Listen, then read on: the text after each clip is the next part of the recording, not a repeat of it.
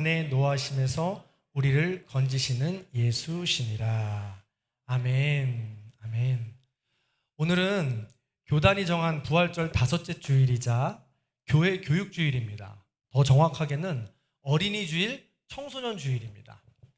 원래는 청소년 주일은 없었습니다. 어린이 주일과 청년 주일만 있었는데 교단에서 작년부터 청소년 주일까지 지켜야 한다 해서 어린이 청소년 주일로 매월 5월 첫째 주를 지키고 있습니다.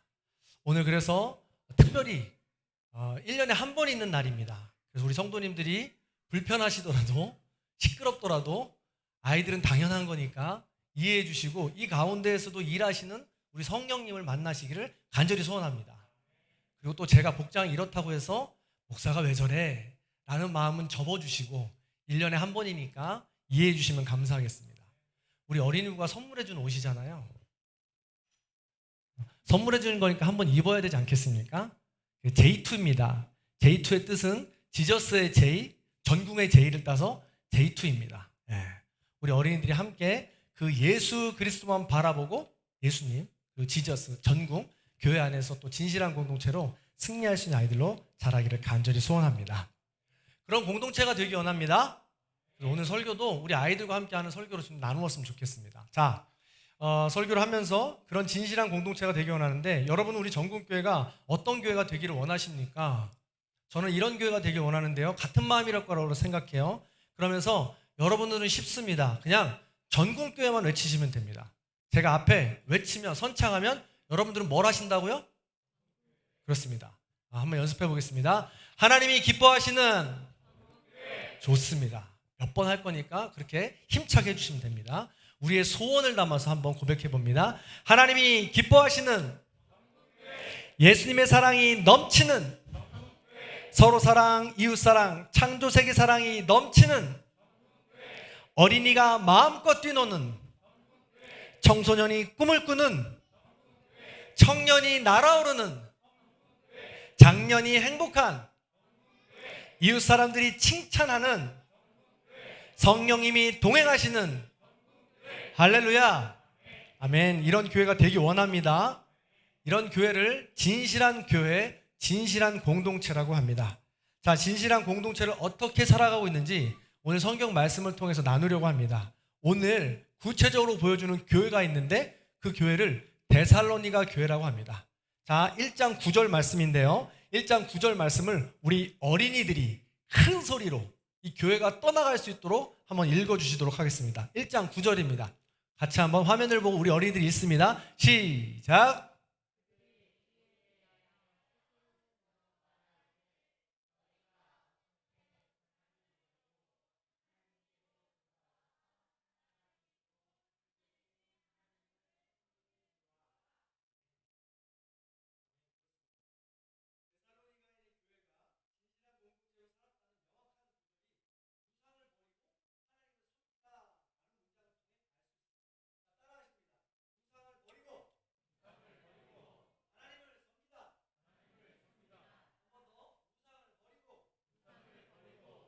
섬기다.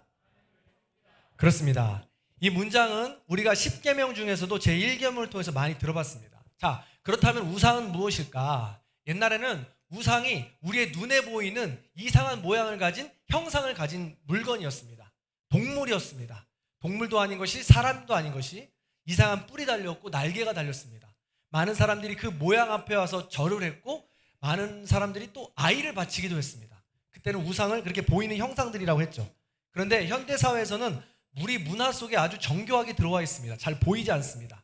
그래서 우상이란 무엇이냐면 우리 삶을 지배하는 것을 우상이라고 합니다. 우리 삶을 이끌어가는 것을 우상이라고 합니다. 따라서 하나님이 원하시는 대로 우리가 움직여야 되는데 그대로 움직이지 않고 내가 원하는 대로 또 다른 무언가가 원하는 대로 움직이는 것을 우상이라고 말한다는 것이죠. 그렇다면 우리 성도님들을 자주 이끌어가는 것이 무엇인가요?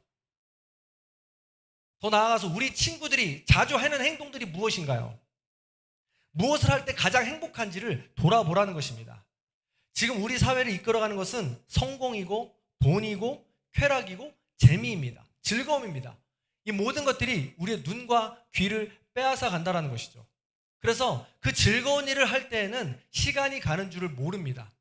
언제 그만큼 갔는지 모릅니다. 그래서 그걸 중독이라고 합니다.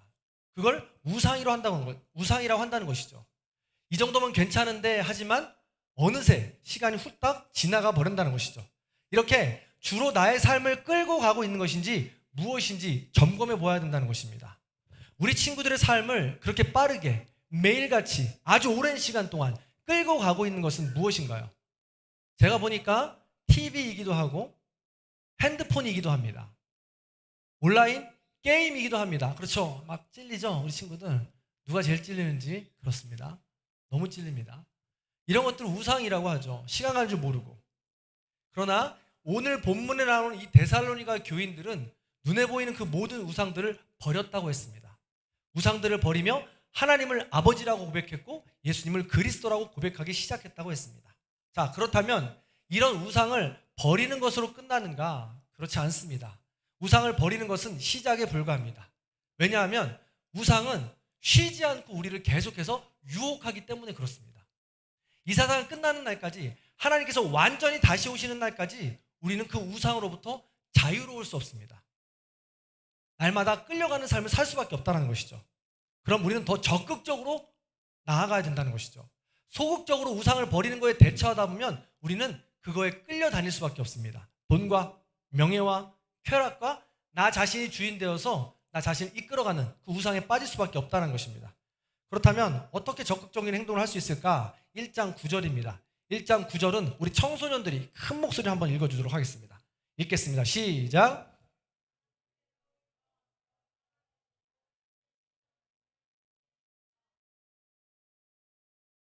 아멘. 그렇습니다. 우상을 버리는 것을 넘어서서 하나님을 섬겨야 한다고 되어 있습니다. 여기서 섬기다는 노예가 되다라는 뜻입니다. 이 노예가 되다라는 뜻은 살짝 뉘앙스가 좋지 않습니다. 내가 왜 노예가 돼? 노예로 사는 것은 싫은데? 라고 이야기할 수 있습니다. 그런데 잘 살펴보면 우리 모두는 지금도 노예로 살아가고 있습니다. 우리의 삶을 이끌어가는 것, 우리의 삶을 그것 때문에 좌지우지하게 하는 것, 그것이 바로 주인인데 우리가 생각할 때 돈이 그렇습니다. 돈 때문에 우리의 삶이 좌지우지되고 돈 때문에 우리의 삶이 끌려가게 됩니다. 명예도 그렇습니다. 어디선가 누군가에게나 인정받고 싶습니다. 내 이름이 높아지길 원합니다. 그것 때문에 다른 사람을 무시하기도 하고 그것 때문에 나의 모든 행동들이 제약을 받기도 합니다. 그것이 바로 우상입니다. 쾌락도 마찬가지죠. 온라인 게임을 왜 이렇게 수십 시간씩 할까요? 몇 시간씩 할까요? 재미있기 때문에 그렇습니다. 쾌락이기 때문에 그렇습니다. 그것을 매 시간 하다 보면 밥 먹는 것도 있죠. 학교 가는 것도 있습니다. 공부하는 것도 있습니다.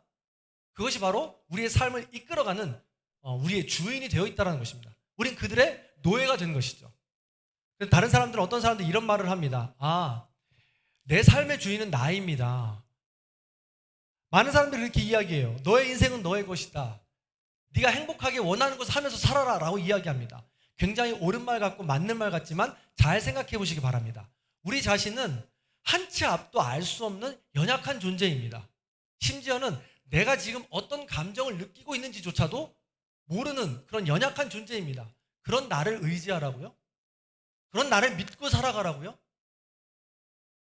그런 내가 원하는 걸 하면서 살아가라고요? 내가 원하는 것이 지금 뭡니까?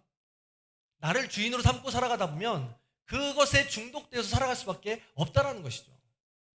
그렇기 때문에 나를 주인 삼는 것조차도 하나님께 나아가는데 방해가 된다는 것입니다. 하나님을 섬길 때 참된 길로, 온전한 길로 갈 수 없다는 것이죠. 자, 그렇다면 하나님을 주인으로 섬기려면 주인이 좋아하시는 걸 알아야 합니다. 자, 우리의 주인이 누구라고요? 자, 우리의 주인이 누구라고요? 우리 어린이분들, 우리의 주인이 누구라고요? 그렇습니다. 하나님이십니다. 나의 주인은 하나님이세요. 그리고 하나님은 우리의 주인이시고 나는 하나님의 노예입니다. 종입니다. 종이라고 표현하죠. 그럼 주인이 기뻐하시는 것, 하나님이 기뻐하시는 것이 무엇인지 정확하게 알아야 되는 게 우선입니다. 하나님이 무엇을 기뻐하실까요? 정확하게 성경에 해답이 있습니다. 창세기 1장에 무려 7번이나 하나님이 무엇을 좋아하시는지 나와 있습니다. 하나님이 보시기에 좋았다고 7번이나 기록하고 있습니다. 성경에서 7이라는 숫자는 완전수를 의미합니다. 완벽하다라는 뜻이죠. 즉 하나님이 완벽하고 완전하게 좋아하시는 것이 성경에 기록되어 있다는 것이에요. 그게 뭘까? 그걸 알면 우리가 그 뜻대로 살아갈 수 있게 되는 것입니다. 자, 뭔가 보겠습니다. 자, 1장 4절입니다. 이번에는 우리 성도님들이 읽어보도록 하겠습니다. 큰 목소리 읽습니다. 시작.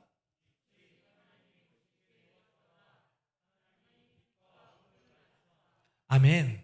하나님이 보시기에 좋았더라, 기쁘더라 라고 이야기한 것이 7번인데 처음 이야기할 때가 빛을 만드실 때예요. 어둠은 원래 있었는데 빛을 만들고 나시니까 좋았다, 보시기에 좋았더라 라고 지금 기록하고 있습니다. 대개 사람들은 어둠은 나쁘고 빛은 좋은 것이라고 생각합니다. 빛과 어둠이 싸우는 것이라고 생각합니다. 미워하는 관계라고 생각해요. 그런데 서로 조화와 균형과 평화를 이루는 것이 하나님이 보시기에 좋았다고 성경은 기록하고 있는 것입니다. 조화와 균형, 평화, 이것이 하나님이 좋아하는 것입니다. 자, 한번 따라하겠습니다. 좋았더라, 평화, 좋았더라, 평화. 제가 이제 좋았더라 하면 여러분들은 평화하시는 겁니다. 좋았더라, 좋았더라. 처음입니다. 두 번째입니다. 빛과 어둠이 더 큰 조화를 이루는 것은 넷째 날이에요. 넷째 날 보니까 빛과 어둠을 더 조화롭게 잘 이루어가라고 해와 달과 별을 만드십니다. 해는 낮을 다스리게 하고 달과 별은 밤을 다스리게 만드시죠. 그리고 또 좋았더라고 말씀하십니다.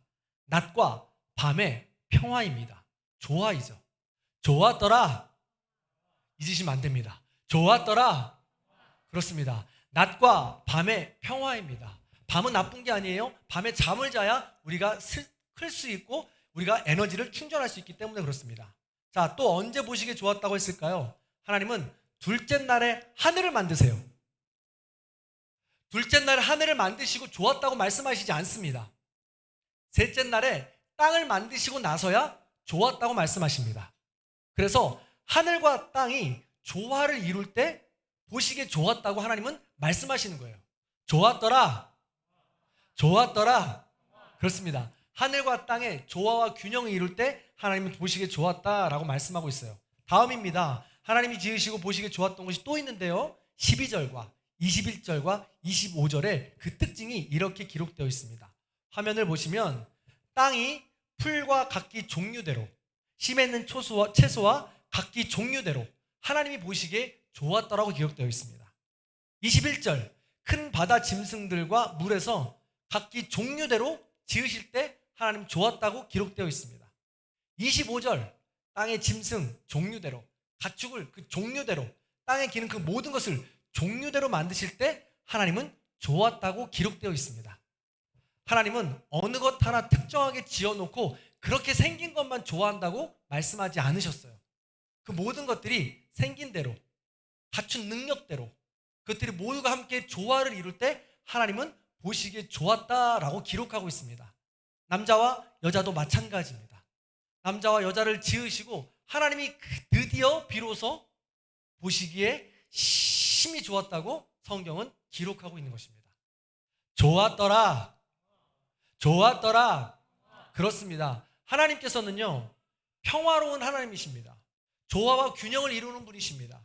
하나님이 무엇을 기뻐하시고 하나님께서 무엇을 원하시는지 우리는 알아야 되는데 그것이 바로 조화와 균형과 평화라는 것입니다. 하나님 그것을 기뻐하셔서 노예된 우리는, 종된 우리도 그 조화와 균형과 평화를 위해서 살아갈 수 있어야 된다는 것입니다. 그걸 하나님이 기뻐하신다는 것이죠. 이 평화를 다른 말로 바꾸면 뭐가 될까요? 자, 이 평화를 다른 말로 바꾸면 뭐가 될까요? 이 평화를 다른 말로 바꾸면 바로 사랑이 되는 것입니다. 사랑이 되는 거예요. 평화를 유지하기 위해서 우리는 사랑해야 합니다. 남편과 아내가 서로 사랑해야 하고 자녀를 사랑해야 합니다. 평화를 이루기 위해선 우리가 사랑의 수고를 해야 한다는 것입니다. 지난 시간과 지지난 시간에도 말씀을 드렸습니다. 사랑은 내가 하고 싶은 사랑만 사랑하는 것은 사랑이 아니다. 내가 사랑하고 싶지 않은 사람도 사랑하는 것, 내가 사랑할 수 없는 사람을 사랑하는 것, 사랑의 수고가 들어가는 것이고 그것이 하나님께서 원하시는 사랑이다 라고 말씀을 드렸습니다. 그럴 때 하나님께서 진정으로 원하시는 평화, 하나님께서 진정으로 원하시는 사랑, 그것이 그 공동체 안에 이루어질 수 있게 된다는 것이죠. 그 평화와 공동체, 사랑을 이루어가시는 저와 여러분들의 삶이 다 되시기를 간절히 소원합니다. 자, 제가 제일 좋아하는 선수가 있습니다. 축구 선수인데요. 누굴까요? 네, 지금 토트넘에서 뛰고 있는 손흥민 선수입니다. 이 손흥민 선수는 양발잡이입니다. 스피드가 굉장히 좋습니다. 좋은 사람이에요. 체력 왕입니다. 우리나라 축구 대표 선수 손흥민입니다. 저는 축구를 굉장히 좋아하는데요.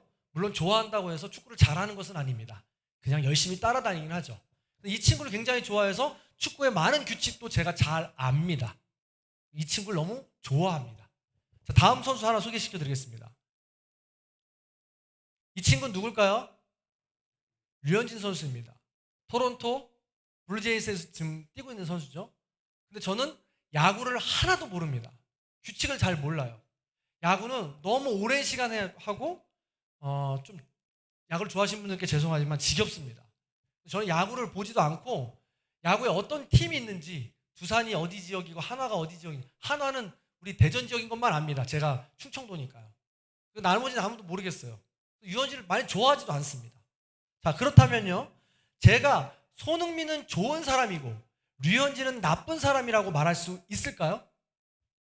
그렇죠. 아닙니다. 야구 선수 좋아하는 친구예요, 저 친구는. 네. 그렇게 말할 수 없다는 거예요.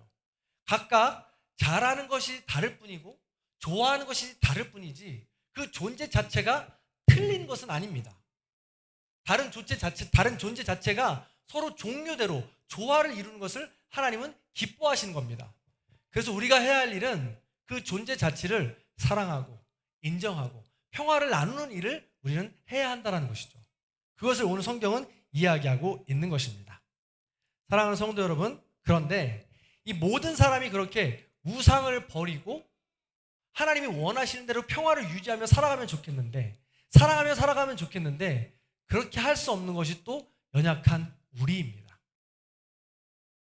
그래서 하나님과의 관계도 우리는 모두 깨져버렸습니다. 그래서 우리는 하나님 나라에 갈 수가 없게 되었습니다. 우리 어린이들은 이걸 굉장히 중요하게 기억해야 돼요. 그렇게 하나님과의 관계가 깨지고 평화가 깨지고 우리 모든 관계, 이웃들과의 관계가 깨어져 있을 때 우리의 관계의 회복을 위해서, 평화를 위해서 오신 분이 있습니다. 그분이 바로 1장 10절에 기록되어 있습니다. 화면을 보고 같이 한번 읽어보겠습니다. 화면을 보고 읽습니다. 10절입니다. 데살로니가전서 1장 10절 말씀 있습니다. 시작. 장래에 노하심에서 우리를 건지시는 예수시니라. 아멘. 장래의 노하심이라고 그랬습니다. 임박한 진노라고 표현하는데요, 지금 심판이 계속해서 우리 앞에 다가오고 있다는 이야기예요. 완전한 심판이 우리 눈앞에 지금 계속 다가오고 있다는 이야기입니다. 그래서 우리가 우상을 버리고 하나님을 섬기며 평화와 사랑으로 살아가지 못하면 장래의 노하심에서, 그 심판에서 헤어나올 수 없다는 거죠. 그러나 그 심판에서 우리를 건져주시는 분이 있으니 그 이름이 바로 예수님이십니다. 평화의 왕 예수님이십니다. 그래서 우리 모든 성도님들과 우리 아이들이 함께 그 예수님을 고백할 수 있어야 된다는 것이죠. 그럴 때 바로 우리는 구원받을 수 있고 진실한 공동체로 거듭날 수 있게 되는 것입니다. 사랑하는 성도 여러분, 말씀을 마무리하도록 하겠습니다. 이 일은 혼자 할 수 있는 일이 아닙니다. 진정한 회개, 한 사람 한 사람이 하나님 앞에 나와 사랑으로 결단할 때, 평화로 결단할 때 그 한 사람 한 사람이 모여서 진실한 공동체를 이루며 할 수 있는 것입니다. 더군다나 우리 어린 아이들은 혼자 할 수 없습니다. 부모의 등을 보고 자라나는 아이들은 자기 스스로 그 일을 할 수 없습니다. 그렇기 때문에 영적인 부모가 되시는 저와 여러분들이 먼저 그 길을 걸어가야 합니다. 사랑하고 용서하고 나누고 배려하는 모습들을 우리가 먼저 보여주어야 합니다. 아이들은 보고 따라오기 때문에 그렇습니다. 가르친다고 따라오지 않습니다. 보여줘야 따라온다는 것이죠. 그래서 예수 그리스도의 그 사랑을 마음속에 품으시고 예수 그리스도의 사랑을 삶으로 실천하시는 모습을 여러분들의 삶으로 보여주시기를 부탁드립니다. 물질로, 기도로, 또한 시간의 봉사로 그 많은 일들을 함께 해주실 때 이 아이들이 변화될 수 있고 영적인 청년과 영적인 아이로 자랄 수 있게 되는 것입니다. 부디 그 일에 동참해 주시는 저와 여러분들이 다 되시기를 주님의 이름으로 간절히 축원합니다. 이 시간 잠깐 기도할 텐데요, 우리 아이들을 위해서 기도하는 시간을 갖도록 하겠습니다.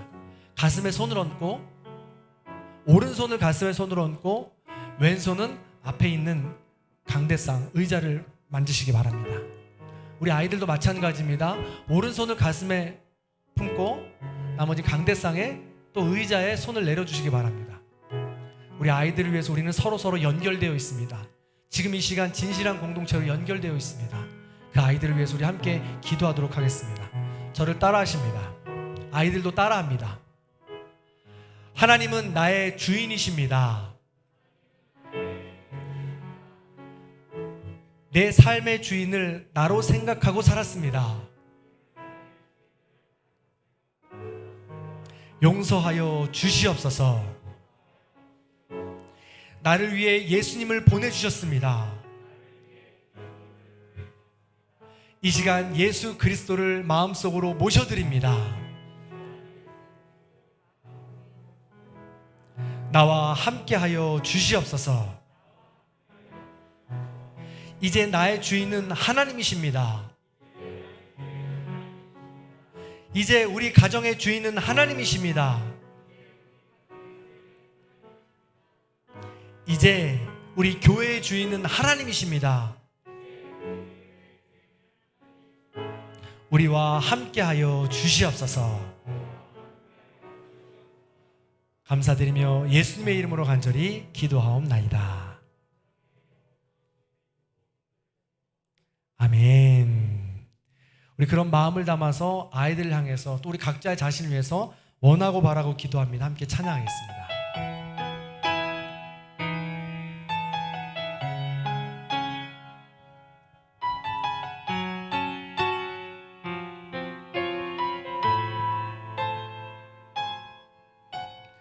이 세상을 살아가는 동안에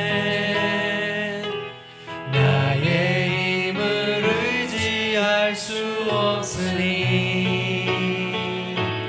기도하고 낙심하지 말 것은 주께서 참 소망이 되심이라. 하나님의 꿈이 나의 비전이 되고 예수님의 성품이 나의 인격이 되고 성령님의 권능이 나의 능력이 되길 원하고 바라고 기도.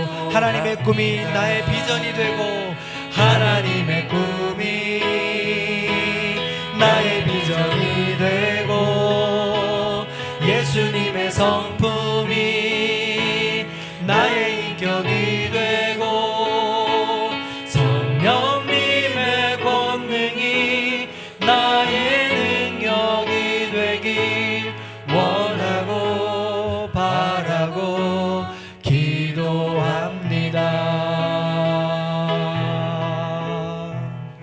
기도합니다.